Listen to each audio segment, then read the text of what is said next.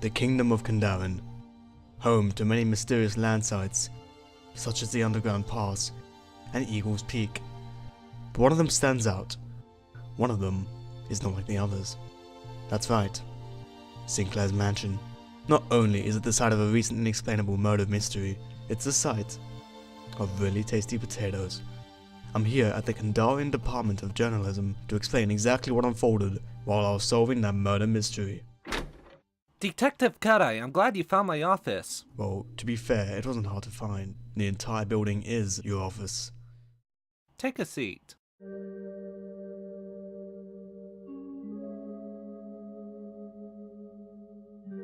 We've received a report from the residents of Sinclair Mansion regarding the murder that occurred over a week ago. They informed us that it was indeed you, Johnny Cut-Eye, who solved that case. Please, could you tell us more what happened? Absolutely. It all began with a phone call from the owner himself, Lord Sinclair, flustered gentleman I must add. He explained to me that his pet kitten, Mr. Fluffles, was recently gruesomely murdered by an unknown individual with an unknown method. He also deduced that this individual was still in the building. He was still in the building? Why didn't he simply look for the murderer? I don't remember giving you the permission to interrupt, so let me continue my f***ing story.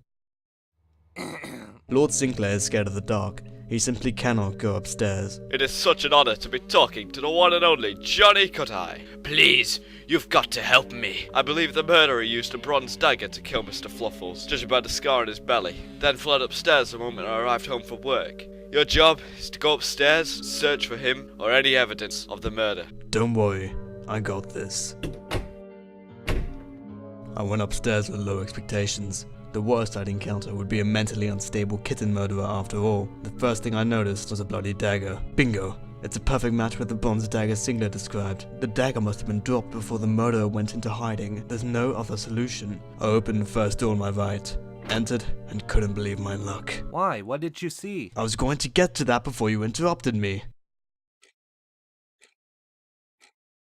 Honestly, I opened the door and saw a gramophone. That's where the stupid detective music was coming from. I knew it!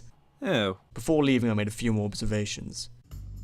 In the far back of the room, a plain old barrel. Up against the adjacent wall, a bed, and next to it, a bedside table.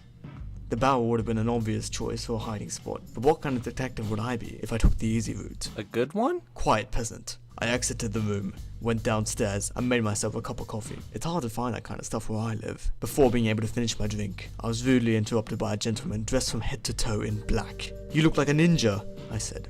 "I am a ninja," he replied, as he withdrew the same bloody dagger the murderer used to kill Mr. Fluffles.